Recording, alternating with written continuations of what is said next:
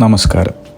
പ്രപഞ്ച രഹസ്യങ്ങൾ മനസ്സിലാക്കി ശരിയായ കർമ്മങ്ങൾ ചെയ്ത് നിങ്ങൾ ആഗ്രഹിക്കുന്നത് പോലെയുള്ള ജീവിത വിജയം നേടുവാനായി ചെയ്യുന്ന കർമ്മങ്ങൾക്കുള്ള ഗുണഫലങ്ങൾ അനുഭവിക്കുവാൻ ശരീരത്തെയും മനസ്സിനെയും പാകപ്പെടുത്തിയെടുക്കേണ്ടതുണ്ട്.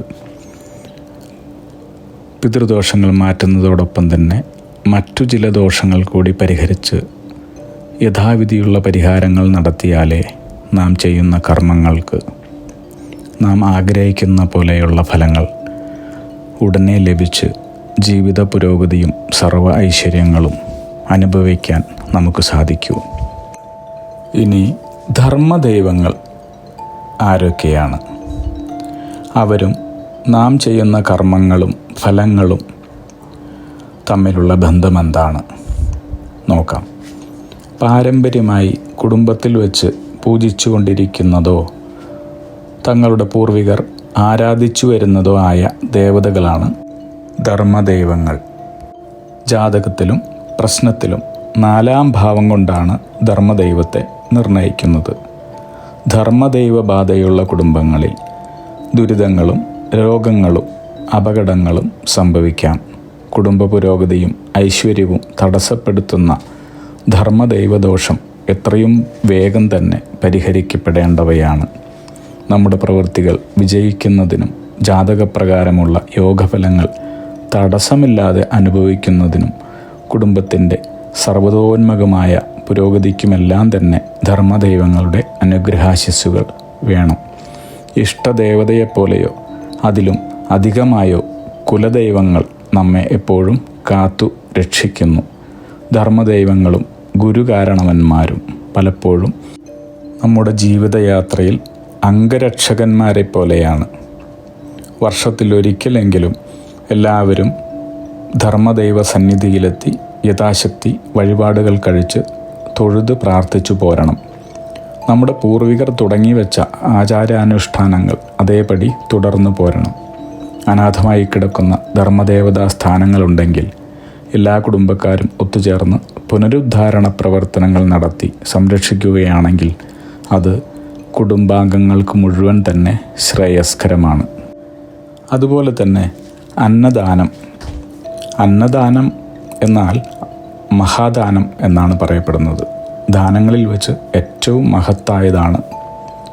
മറ്റു ഏതൊരു ദാനവും അന്നദാനത്തോളം മാഹാത്മ്യം ഏറിയതല്ല. വിശന്നു വലഞ്ഞു വരുന്ന ഒരാൾക്ക് അന്നം ലഭിക്കുമ്പോഴുണ്ടാകുന്ന ആശ്വാസവും അത് കഴിച്ചതിന് ശേഷമുണ്ടാകുന്ന സംതൃപ്തിയും അന്നം കൊടുക്കുന്ന ആൾക്ക് അനുഗ്രഹമായി പരിണമിക്കുന്നു. മറ്റൊരു ദാനം കൊണ്ട് കിട്ടുന്നയാൾക്ക് തൃപ്തി വരണമെന്നില്ല. ധനം, വസ്ത്രം, സ്വർണം, ഭൂമി ഇവയിൽ ഏതു കൊടുത്താലും വാങ്ങുന്നയാൾക്ക് കുറച്ചുകൂടി കൊടുത്താൽ അതും അയാൾ വാങ്ങും. എന്നാൽ അന്നദാനം സ്വീകരിച്ചാൽ വിശപ്പ് മാറിക്കഴിഞ്ഞാൽ സംതൃപ്തിയോടെ പുഞ്ചിരിച്ചുകൊണ്ട് പറയും മതി എന്ന്. അങ്ങനെ അന്നദാനത്തിലൂടെ ദാനം ഏറ്റുവാങ്ങുന്നയാളിന് പരിപൂർണ തൃപ്തിയാണ് ഉണ്ടാകുന്നത്.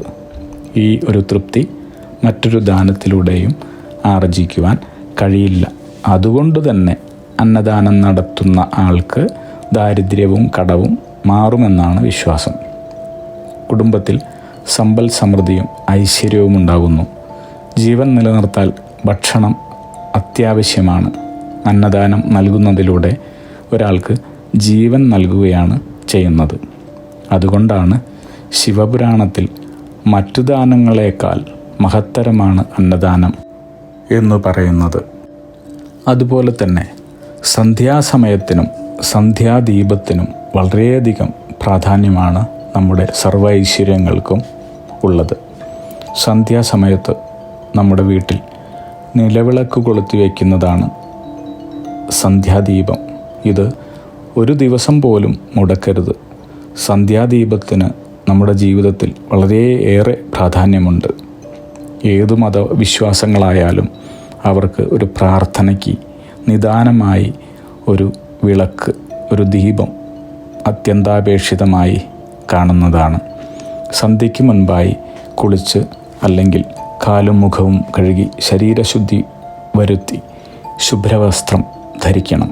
അതിനുശേഷം തുടച്ച് വൃത്തിയാക്കി വെച്ചിരിക്കുന്ന നിലവിളക്കിൽ എള്ളെണ്ണയൊഴിച്ച് തിരികത്തിച്ച് ദീപം എന്ന് 3 പ്രാവശ്യം പറഞ്ഞുകൊണ്ട് ഉമ്മറത്ത് വൃക്ഷങ്ങൾക്കും ചെടികൾക്കും പക്ഷിമൃഗാദികൾക്കും കാണത്തക്ക വിധത്തിൽ പീഠത്തിലാണ് സന്ധ്യാദീപം വയ്ക്കേണ്ടത്.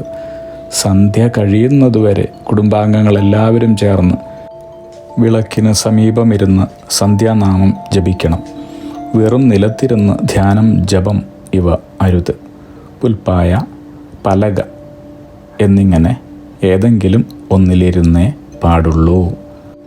ധ്യാനം, ജപം, പ്രാർത്ഥന ഇവ കൊണ്ട് മനുഷ്യ ശരീരത്തിന് ലഭിക്കുന്ന ഊർജം നഷ്ടപ്പെടുത്താതിരിക്കാനാണ് ഇങ്ങനെ ഇരിക്കുന്നത്. നിലത്തിരുന്ന് നാമജപം നടത്തുന്നത് ഉചിതമല്ലെന്ന് ശാസ്ത്രവും പറയുന്നു. നാമജപത്തിന് ശേഷം കുടുംബൈക്യത്തിനും ശ്രേയസ്സിനും സൽസംഗം അത്യാവശ്യമാണ്. ഇതിനുശേഷമേ സന്ധ്യാവന്ദനം കഴിഞ്ഞ് എഴുന്നേൽക്കാവൂ. നല്ല ആളുകളുമായുള്ള ഇടപഴകൽ എന്നാണ് സൽസംഗം എന്ന വാക്കിൻ്റെ അർത്ഥം. തീർത്ഥാടകർ, ആശ്രമങ്ങൾ, ഗുരുക്കന്മാർ, മുതിർന്ന ആളുകൾ, അറിവുള്ള മറ്റുള്ളവർ തുടങ്ങി പലതരം കൂട്ടായ്മകൾ സൽസംഗം സംഘടിപ്പിക്കാറുണ്ട്. ജ്ഞാനസമ്പാദനത്തിന് ഇത് അത്യന്താപേക്ഷിതമാണ്. മനസ്സ് ശുദ്ധമാക്കുവാനും നമ്മെ നേർവഴിയിലേക്ക് എത്തിക്കുവാനും ഇത് പ്രയോജനം ചെയ്യും. ഇനി സൽസംഗത്തിന് നമ്മുടെ കുടുംബത്തിൽ നിന്ന് പുറത്തു പോകേണ്ട ആവശ്യമില്ല. കുടുംബാംഗങ്ങൾ തമ്മിൽ തന്നെ സൽസംഗം നടത്താവുന്നതാണ്. വീട്ടിൽ അറിവുള്ള ഗൃഹനാഥനായാലും ഗൃഹനാഥയായാലും മറ്റ് മുതിർന്ന മാതാപിതാക്കളായാലും അവരുമായി സൽസംഗത്തിൽ ഏർപ്പെടാവുന്നതാണ്. ഇങ്ങനെ ലഭിക്കുന്ന അറിവ് വരും തലമുറകളിലേക്കും നമുക്ക് പകർന്നു കൊടുക്കാൻ സാധിക്കും. ഇനി ചന്ദനം എങ്ങനെയാണ് ധരിക്കേണ്ടത് അഥവാ തിലകധാരണം എങ്ങനെയാണെന്ന് നോക്കാം. വൈഷ്ണവമായതിനെ കുറിക്കാൻ ഉപയോഗിക്കുന്ന തിലകമാണ് ചന്ദനം. വൈഷ്ണവം എന്നാൽ മഹാവിഷ്ണുവുമായി ബന്ധപ്പെട്ടത് എന്നാണ് അർത്ഥം. വിദ്യയുടെ സ്ഥാനം കൂടിയായ നെറ്റിത്തടത്തിൽ ലംബമായാണ് ചന്ദനം തൊടുന്നത്. സുഷുമ്നാ നാഡിയുടെ പ്രതീകമായാണ് ചന്ദനക്കുറി മുകളിലേക്കണിയുന്നത്. മോതിരവിരൽ ചന്ദനം തൊടുവാൻ ഉപയോഗിക്കുന്നു. ശരീരത്തിലെ ആജ്ഞാചക്രത്തിന് ഉണർവേകാനും രക്തത്തിനെയും മനസ്സിനെയും ശുദ്ധീകരിക്കുവാനും ചന്ദനലേപനത്തിലൂടെ സാധിക്കുന്നു. ഔഷധശക്തിയുള്ള ചന്ദനത്തിൻ്റെ അംശം നെറ്റിത്തടത്തിൽ നിന്നും ഊർന്നിറങ്ങി മുഖമാകെ വ്യാപിക്കുകയും മുഖകാന്തി വർദ്ധിപ്പിക്കുകയും ചെയ്യുന്നു. നെറ്റിയിൽ ചന്ദനം ചാർത്തുന്നതുകൊണ്ട് എപ്പോഴും പ്രസന്നവദനരായിരിക്കുവാൻ സാധിക്കുന്നു. സ്ത്രീകളെ അപേക്ഷിച്ച് പുരുഷന്മാർ പെട്ടെന്ന് കോപിഷ്ഠരാകുന്നതിനാൽ ഭ്രുമദ്യം പെട്ടെന്ന് ചൂടുപിടിക്കുന്നു. ചന്ദനം തണുത്തതായതിനാൽ ശരീരത്തിൻ്റെ താപനിലയെ ചന്ദനധാരണത്തോടെ സ്ഥിരമായി നിലനിർത്തുവാൻ സാധിക്കുന്നു. അങ്ങനെ തിലകധാരണം കൂടാതെ ചെയ്യപ്പെടുന്ന ഏതു കർമ്മവും നിഷ്ഫലമാണെന്ന് പുരാണങ്ങൾ പറയുന്നു.